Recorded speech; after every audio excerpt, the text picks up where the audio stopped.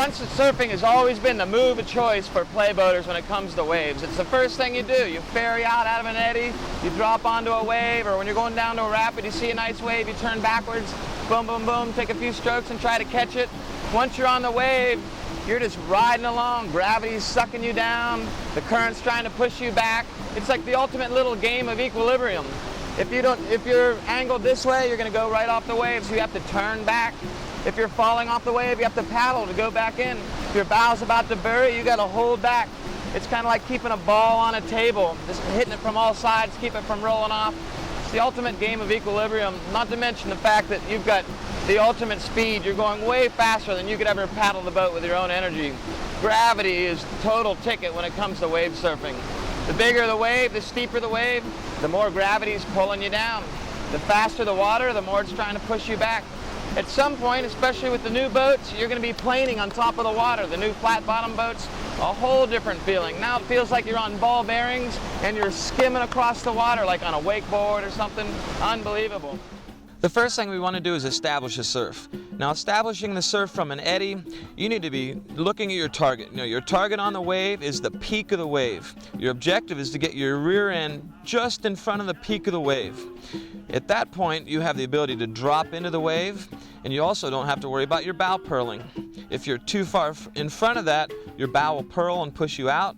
If you're too far behind the peak of the wave, you'll miss it.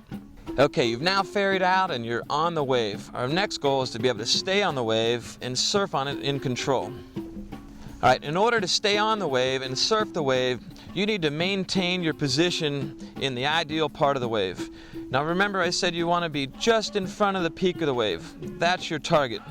To control yourself on the wave, you've got several things you need to be able to do. Number one, if you feel yourself falling off the back of the wave, in other words, your rear end is going past the peak and your bow's lifting up, you need to be able to forward stroke yourself back on.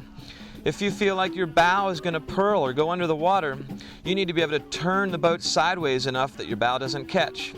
Last but not least, you need to be able to maintain your position on the wave so you don't surf off of one side or the other. The main strokes you're going to use for that are ruddering strokes. If you want to turn to the left, you're going to put a rudder behind your rear end, parallel to the boat, on your left-hand side. You're going to pry the stern away, and you're going to drop that left edge. What's going to happen? Your boat's going to turn to the left. Now, if you don't do anything, you're going to surf right off the wave the other way. Essentially, you're going to fishtail back and forth to maintain your position. The most common mistakes for front surfing are, number one, looking straight over your bow at all times. When you look over your bow, you don't know where you are in the wave and you lose yourself very quickly. Always look at your target. Your target's where you want to turn next. So if you're planning on turning over to the right, look over to the right and spot the place that you want to surf to.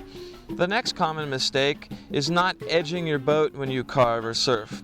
If you want to turn to the left, then you're going to want to drop your left edge a little bit. That allows the boat's edge to carve for you, and it makes the rudder less necessary. Ultimately, you can do your entire surf with no paddle at all if you carve properly. Last but not least is people try to be too busy when surfing. They're always trying to paddle forward. Take a break, look around, see where you want to go. If you're not falling off the wave, you don't need to be taking forward strokes. If you're less busy, you can spend more time controlling your surf.